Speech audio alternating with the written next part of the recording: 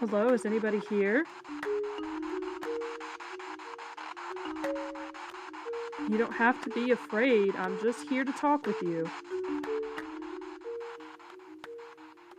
I am a seasoned paranormal investigator with a growing resume.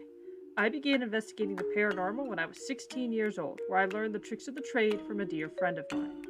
Since then, I've been a paranormal tour guide at the Ohio State Reformatory, have been on paranormal teams where I have investigated private homes, and have given presentations on real-life ghost busting.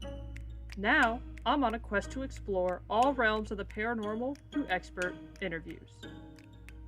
I'm Sydney Miller, and this is Not Afraid.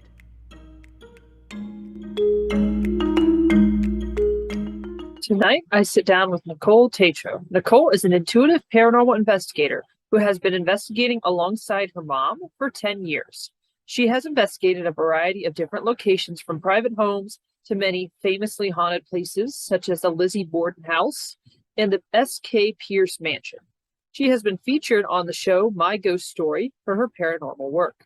She has investigated the Conjuring House multiple times over the past year and is always intrigued to return and learn more. She also runs a home bakery, Collie's Kitchen, in Dover, New Hampshire, where she delivers and ships a variety of baked goods.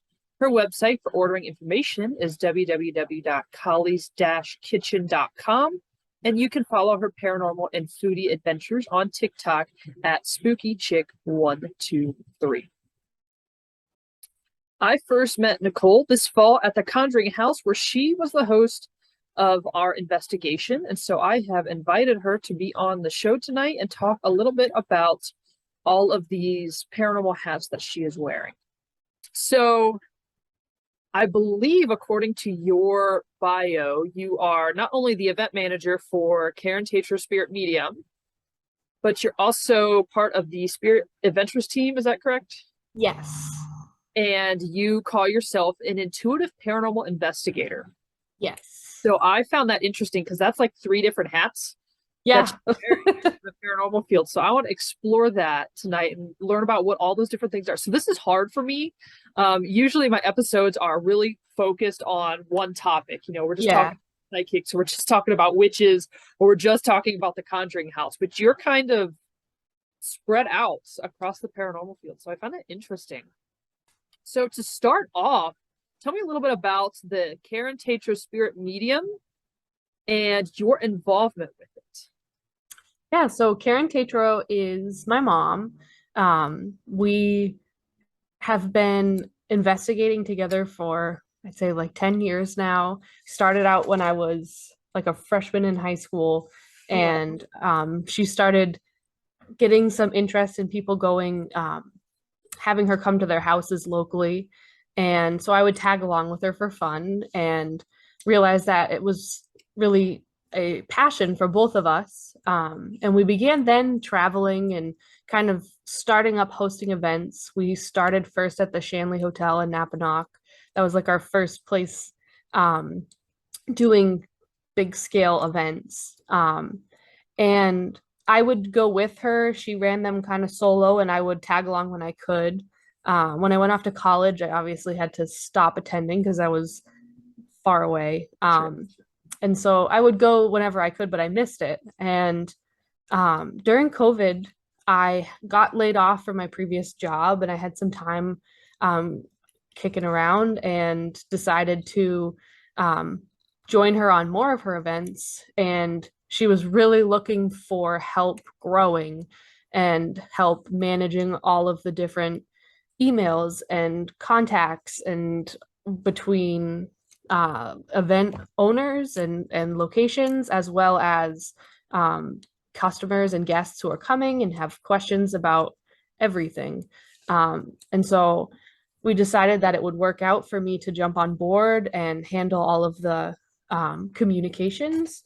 So anytime people have questions about what the event's like, or we do fairs, so I deal with a lot of vendors and wondering if they'll fit in at the fair we're doing, and just the little nitty gritty details of what's actually going on. And so I handle all of that.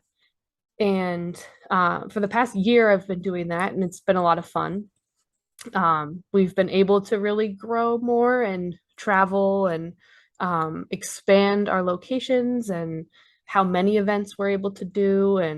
Um, and that's where the Spirit Adventures came in, where wanting to be able to host more events, but she can only commit so much of her time to hosting things. And um, I finally felt confident enough to host my own and run things by myself and with my team and um, under her umbrella and kind of take things in different directions and open up a lot more flexibility in what we do. Awesome. So is this your full-time job then? Is this what you do? Yeah, I do. I do have some other little part-time gigs that I take on, but my main priority is event hosting and planning. That's very interesting. So I'm an event coordinator, actually. That is my title. Awesome. And I work for a local historical society here in Ohio in the town in which I went to college. So Awesome. I can relate on that. I wish mine was in the paranormal realm. I'm a little jealous of that. That's awesome. But yeah, it's a very interesting and it seems to be almost a growing sort of career path, Yeah, planning in general. yeah, and it involves so much more than you think on first hand. There's so many little details that go into events and making sure that everything runs smoothly and you have everything in order before you get to it. And but it's fun work. I love it. Absolutely. Fun but stressful. Yes. So are you yourself a medium? I don't classify myself as a medium. Um, I think that I think everyone has different abilities themselves, and it comes a lot with practice and learning. Um, I use my mom as like an idol in mediumship ways because she's a very talented medium. Um, and I think that if I practiced and utilized it as much as she did, I think I could grow into that area. I have a lot of self doubt in things. And so a lot of the times I won't say what I'm feeling or I won't say what I'm experiencing because I'm nervous of being wrong or all that kind of stuff. And so I've been working on that. I definitely feel sensitive. Like we can go to certain locations and I'll pick up on things, and occasionally I'll hear something or I'll see something. Um, but I don't tend to trust myself enough to consider myself a medium. Something I'm working on in personal growth, but um, definitely more. I would categorize myself more as intuitive person. So that actually kind of leads into my next question was, Yeah. do you believe mediumship to be something that is hereditary or that you're born with, or is it something that anybody can truly learn? And I've asked a lot of people this question just because I'm curious as to what everybody Yeah, has to say about it.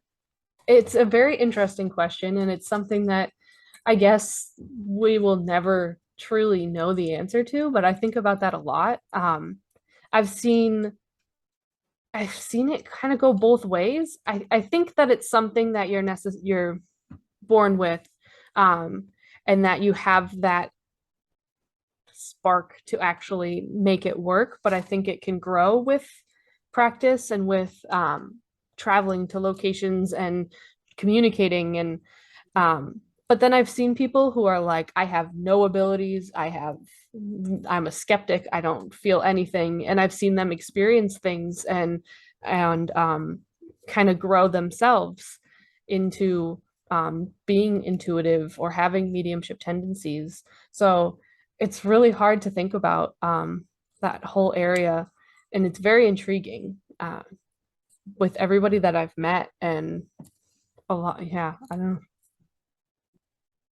Yeah, one of those interesting mysteries. So I kind of used to think that it was something that only so many people have, and those are mediums, and they're mediums through and through, and that was it. But I'm kind of going to the other side of that question now, just with my own experience. And I'm not somebody who feels a lot or sees a lot. I'm not that kind of person. as sensitive as a lot of other people are, but that I feel like the more I'm in location, especially the same location, I become Mhm. more aware of, oh, this room doesn't feel right, or Mhm. this corner doesn't feel, that sort of thing. Almost like it's getting at least a little bit more sensitive, or you know, Yeah, and I think it varies person to person too, like what your strengths are. And um, some people expect mediumship to be just you're going to see a full body apparition and you're talking to somebody like you're talking to a human, right. when it could be they could present themselves to you totally different and you're not even understanding that that's what's happening, whether it's physical feelings or thoughts that you get, or um, dreams. I dream a lot and then I'll go to a location and I'm like, I swear I've seen this before. And um, a lot of the time I've been trying to get better about journaling my dreams and remembering details, because it does seem to um, spirit does seem to come to me that way a lot. But for some people it's completely different, and it's really an intriguing topic. Yeah, that's interesting. It's a whole other topic that Mm-hmm. to explore is the psyche behind, dreams and what that has to do with your consciousness and all of that. So tell me a little bit more about the Spirit Adventures team and when it was started, what's its mission, where is it based out of, what do they do?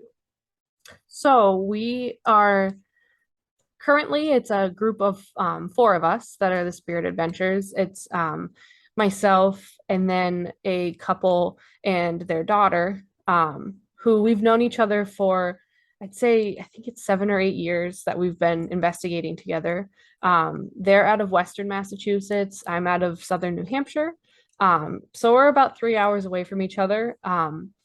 But we make the trek to meet up when we can. And a lot of locations end up being pretty equal distance for us. So, like I said, we've been investigating for about 7 or 8 years. They started coming to events, and Jim Welcome, who is um, the husband of the group, he was one of those super skeptical, did not believe in any of this. His wife kind of dragged him along, and he had some really great experiences with readings from my mom, as well as experiences at events, and it hooked them. So they come to everything that we've done, um, and they quickly became a really, really close family with us. And I mean, I always talk about, I consider them family. Like we are together more than I am with my own parents half the time. And so back in June of this year, we really decided to go forward with the Spirit Adventures. We had talked about branching out our team and kind of growing. Um, and we had always talked about it, and then, well, who would we pick and what would we do and how would we actually do it, and being nervous to actually pull the trigger and do it. um, and they were hesitant as well, of being nervous, and they're not professionals. And but we kind of all talked it out, and we started with our first event at the Conjuring House in June. That was just the three of us, and it went really well, and we've had really good luck with people. We kind of had to figure it out through actually doing it. Sure.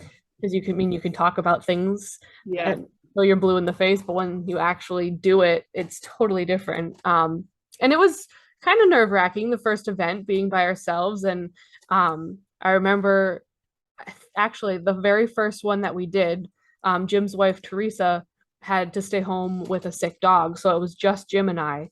And we looked at each other after everybody got there and was settled in, and we're like, "Oh my God, we have to give the welcome speech. We have to actually do this." And um, but already we've kind of met a lot of really cool people doing the Spirit Adventures events, and a lot of repeat customers and people who we've stayed in touch with. And we've done tons of events at the Conjuring House. We've done a few private locations. And then a couple weeks ago, we just got back from Pennsylvania at the Grand Midway Hotel. And that was like our first traveling location, which was a lot of fun too. But it's been great to kind of branch out and to have a group that I'm really comfortable with, and people who meet them, they're very personable. So we're able to really get along with everyone, and make people feel comfortable at events, and help them explore and learn what the paranormal community is about and what investigating is about.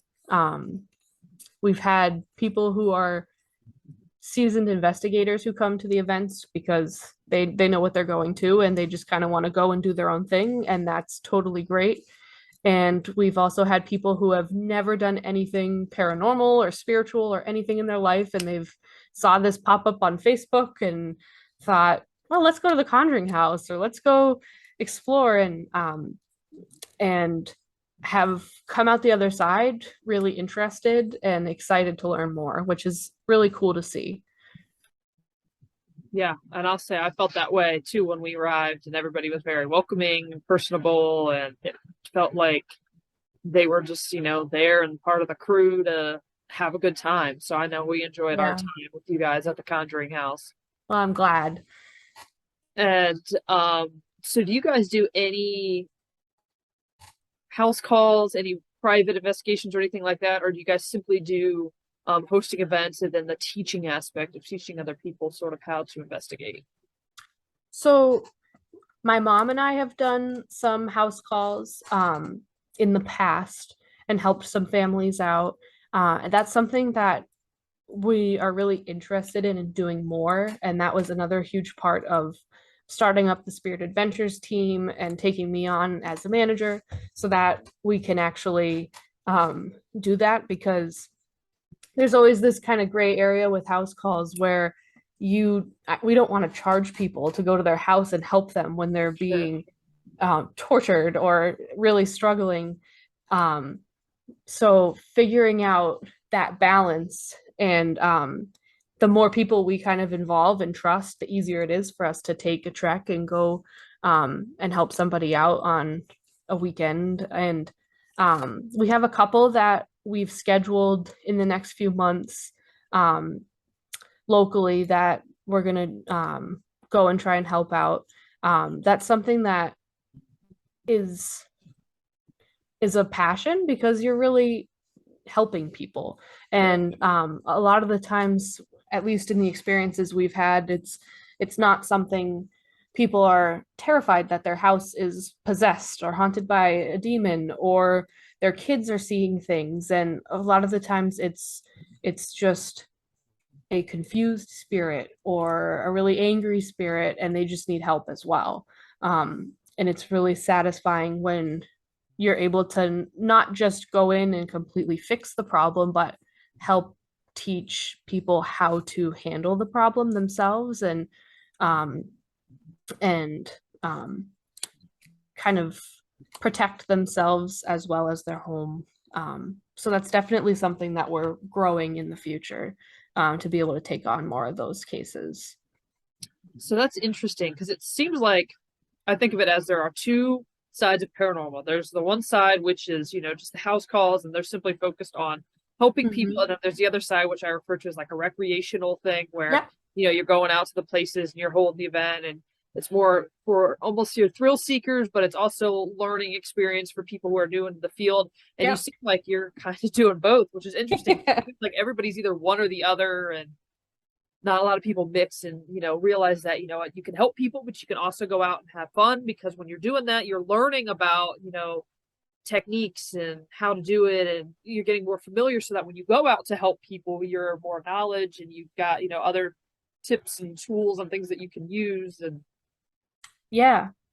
I mean, one of my biggest philosophies with my own personal experiences and beliefs in the paranormal field is, and we tell people all the time, we're not professionals, we're not experts. Like, it's we're experienced. I mean, we've been doing this for a while and we've learned through experience how to investigate and how to work with spirits and how to cleanse and protect yourself.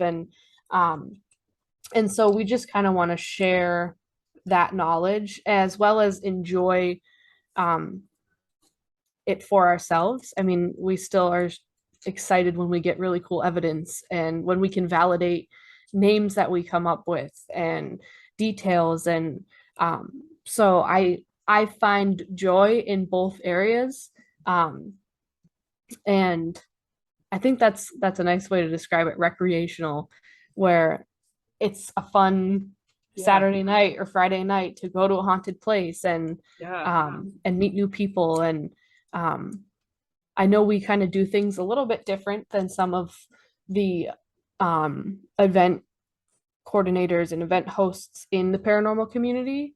Um, and not that either way is better or worse, but Sure. I think people enjoy coming and just feeling welcomed and feeling comfortable. And if you're having a good time, great. If you're spooked by something, we'll kind of help you Yeah. get over that. And we're not going to make you feel crazy. We're not going to make you feel like you have to do it this way. You have to do it that way. It's your experience. It's your event, and that's kind of how we're going to approach you with it. Yeah, I think that's a great approach, and that makes sense. So you call yourself an intuitive investigator, which is interesting. I'm really curious about what your take on that is because I've heard the words separately, but I've never Yeah. heard them used together. So what does that mean to you to be an intuitive paranormal investigator? Yeah. So originally that was a term given to me by my mom. I was always, like I had said, self-doubting myself and not very confident in like what I actually am. And I still get that of like, I don't know what to categorize myself as because sometimes I see things, sometimes I hear things. And um, I think that intuitive investigator to me, I when I go into a location, I can feel that it's haunted. I can kind of pick up on different feelings and energies, and but I don't know necessarily who it is or what they look like or if it's a male or a female. Um, and so I feel intuitive in that way, um, as well as I enjoy the use of like paranormal equipment and tools and taking pictures and using spirit boxes. And I love when we have really cool um, evidence on a spirit box or on a voice recorder and getting EVPs. And so I kind of use both techniques instead of just going one way or another, which I think a lot of the times in the field, people are really passionate about either one or the other when it comes to investigating techniques. Um, and so I think that's kind of where that stemmed from of um, utilizing both sides of the paranormal spectrum per se. Yeah, that's interesting because I know I've been with people who walk into a room and are like, nope, not haunted, and walk out. Yeah. Like, you might be sensitive, or you might be whatever you want to call yourself, but I don't think you can tell that within 3 seconds Yeah. of entering a room. I think you need to give it some time. Mm-hmm. And then there's the people who, have their nose buried in a camera, and if Mm-hmm. it doesn't come across their screen, then it didn't happen. And again, you kind of have to have a happy medium because if you're always buried behind your tools, then you're going to miss everything that's happening around you that's not on the Absolutely. screen. And I feel that it's really satisfying for myself when I pick up on something or I'm feeling something and then the equipment says the same thing or validates that. It's like very self validating, and it makes me feel less like, am I making this up? Am I just imagining this? Like, um, so I like to be able to use both and kind of validate with each other. Yeah, I mean, I would think that's kind of the point is, Mm-hmm. I always tell people the experience is most important. Who cares if you can prove it to anybody? But if you can and you can say, I felt a cold spot and the temperature dropped 10 degrees, you can't really argue with that. That's pretty Mm-hmm. great evidence. It's a great experience that you can Yeah. separate. And that's really fun when we were at the Conjuring House last weekend and we had one of the guests had that headphones on and was doing the Estes experiment with the spirit box. And so he couldn't hear anything. He yelled out, "Oh my God, I'm freezing." And at the same time as he said that, the temperature gauge dropped like 10 degrees. Oh, wow. And it was like, that's validation. And neither had anything to do with the other, but it totally proved. And it did the same thing. One of us said, "Oh my God, I'm warm now." And the temperature went up. And so it was really pretty cool. Yeah. I mean, that's perfect if it would only work like that all the time. I know. But we don't get that lucky usually. No. So, how do you approach investigating a location for the first time? What do you do when you first walk in the door if you've never been there before? So we like to go to a place, if possible, with no historic background. Obviously, some of the famous places you go in and you know the general history of what's going on there, but Sure. we've had a few locations where we'll go and the owner will kind of start to tell us something, and we're like, "Wait, don't say anything." We kind of want to take a night, figure out what we find, and then validate with you the next day.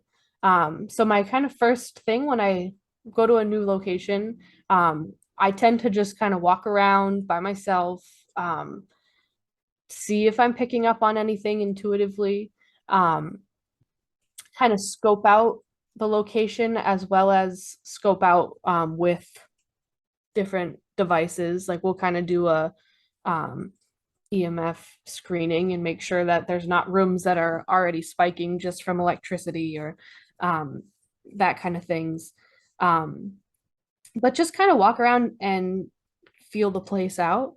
Um, we like to try and, when we're holding events, we like to try and get to the place a little bit early so we can do that and um, take in the energy before everyone gets there. Because there's no doubt about it. Sometimes when 20 people all show up at the same time for something, the energy definitely shifts because it's so lively with human energy that it can kind of throw off the spirit energy there. But um, so yeah, I kind of go in, do a general feeling walkthrough.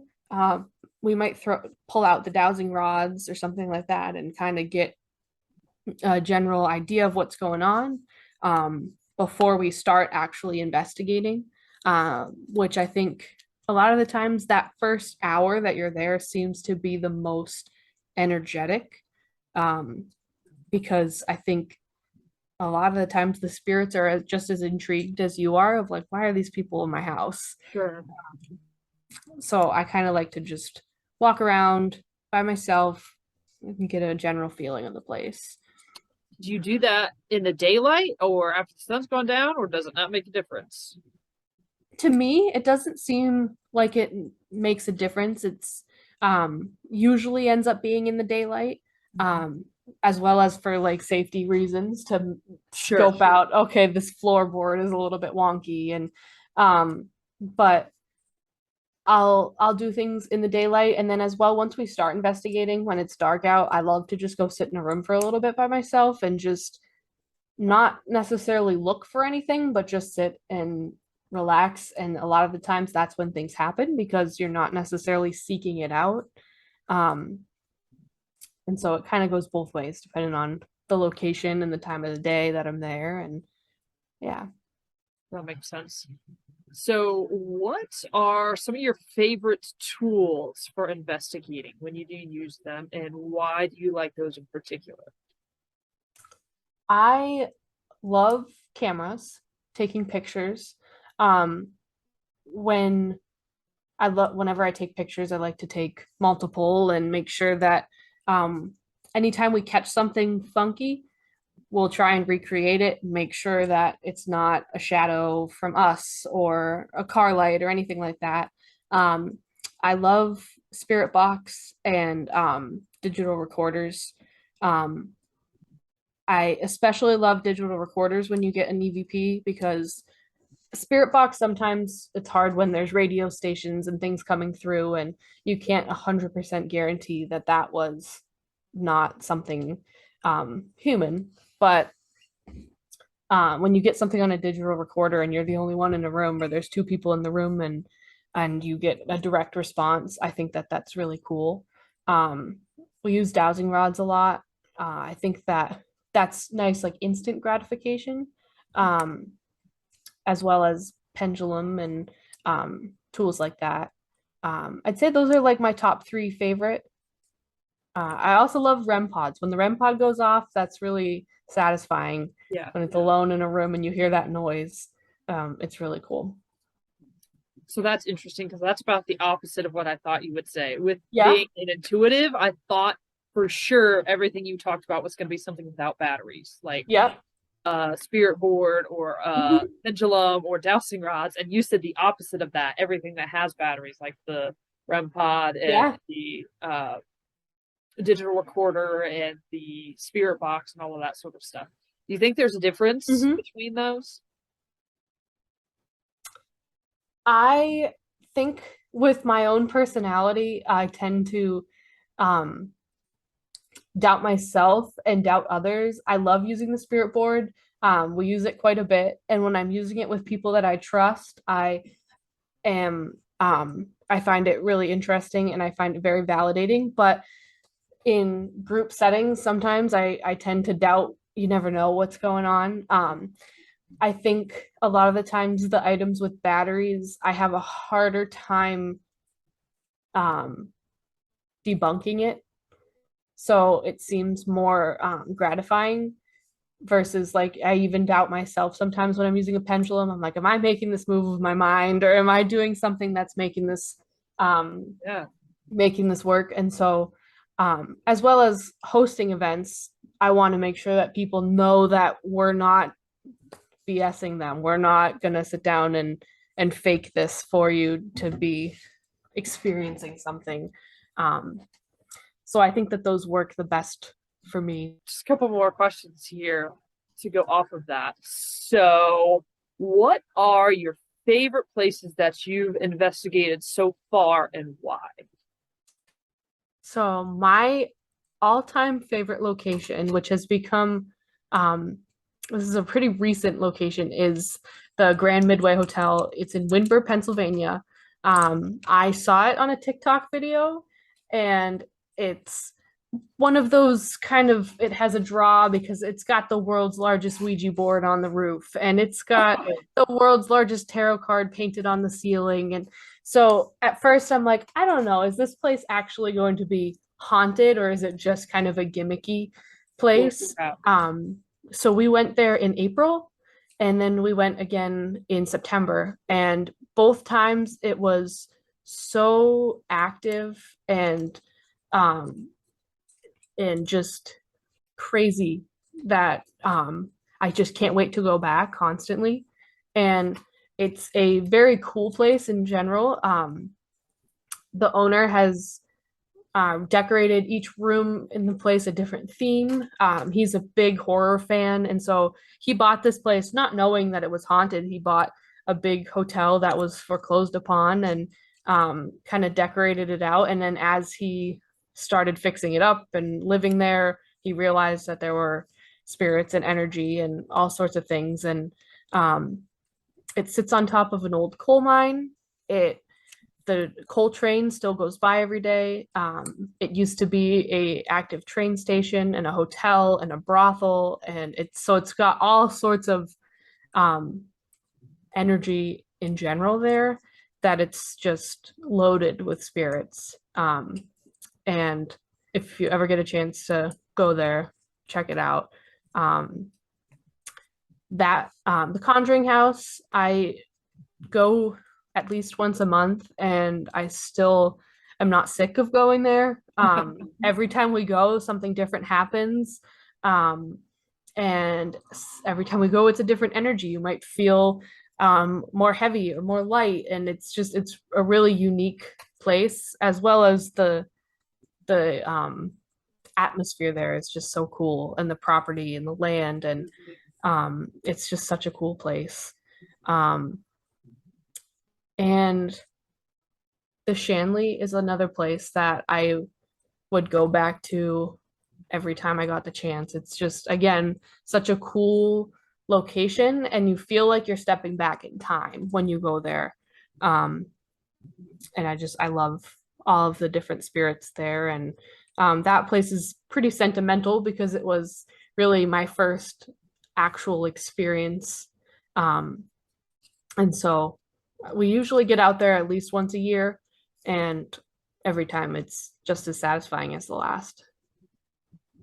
Well, I'm glad I asked you that question because now I have two places to add to my bucket list. Because the only one of those I've been to is the Conjuring House, which I will definitely go back to anytime. Yeah. So, yeah, I for sure need to get. I think you guys were talking about the hotel when we were there, Yeah. going back and your experiences there. And so I already added that to my list. And that shouldn't be too terrible of a drive. That's the state next door to me. Yeah. So I should be able to get there someday. Maybe the next time you guys go. Yeah, we'll definitely be planning one. Um, it's just it's such a cool place. It's a 9-hour drive for us, Oh yeah. but it's like totally worth it. Yeah. I don't remember what we looked up, but it couldn't be something too horrible for us. Yeah. Much closer than the Conjuring House was. That was somewhere in the ballpark of like 12 and a half hours, something like that. Yeah, it shouldn't be far because it's only like 40 minutes from Pittsburgh. So it's Okay. closer We're 3 to, hours from Pittsburgh, so okay. So it wouldn't be too bad. that wouldn't be bad at all. That's a day's trip. And so to wrap up here, what are some of the places that are at the top of your bucket list that you would like to investigate that you haven't done yet? So one of them we are actually going to next year is Penhurst. I've never been to Penhurst. I've always heard amazing things. It's honestly, we haven't done any prisons or asylums or anything like that because there's not many in our area. So that is a big bucket list place, and I'm going to be able to check that off in the near future. I think we're going in April. I am really excited to expand more. I'd love to go more out west. The Winchester Mansion is a huge bucket list place. My family, we have a lot of family in Arizona, so we've been kind of scoping out some places there. I'd love to make it down to Tombstone and check out some of the areas there. A local bucket list place, there's a abandoned prison in our city that ever since I was a little kid, I drive by and I'm so fascinated by that building, and it's condemned. You can't get over there. It's on a little island, and that's a place, if I ever had an opportunity, if I could make that happen, that would be a top place. So I saw the Pennsylvania trip and I really wanted to go. My husband told me no. I'm a huge Fort Mifflin fan. I've been there when I went to Philadelphia just on a day trip, and I loved it. I went there because it was a TAPS location. Yep. In there, and we went down to that Casemate 11, and I just middle of the day I couldn't do it. I walked in and I just like, I'm gonna get stuck in here. I didn't like the feeling. I didn't make it very far. But Fort Mifflin's definitely a cool place, and I would love to do Penhurst. So you'll have to let me know how those go. Absolutely. I'm sure we will be back. We're also taking a trek down to St. Augustine, Okay. which I visited the city before, just for, I think I was there for a day and a half, but I was another location that just the whole city itself, I was so fascinated. And so that's going to be fun. We're going to a few different locations there, and really excited for that one as well. So where can people go to find out what's coming up and buy tickets for all of these events that you guys do? So if you go to KarenTatro.com, she has all of her events as well as the Spirit Adventures events listed there. We're working on a separate Spirit Adventures website and Facebook page, because we weren't really expecting to have to grow people that wanted to attend like just our events and not coming strictly through Karen. And so that's something that we're working on, so that people can kind of follow both sides, as well as the collective teams. So yeah, if you check those out, it should have everything listed throughout the next year. And we're always adding new things. So Awesome. Well, I know you guys go to some cool places, and like I said, I've been to one. I plan to go to a couple more when I get the funding and the vacation days back. So I will be seeing you at some point, but thank you so much for being on the show tonight. I really appreciate it. Yeah, thank you for having me. It's been a great discussion. And then I will let you know when this comes out. I will tag you on Facebook so that you are notified and your followers will see it too. And then I will put that website where people can find your events in the show notes so that people can just go to the bottom of the page and click on that link and purchase a ticket to the event if they are interested. Perfect. That All sounds right. great. Thank you so much. Have a Thank great you. night. You too.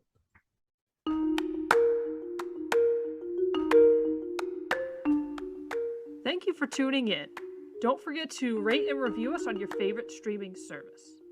I'm Sydney Miller, and this was Not Afraid.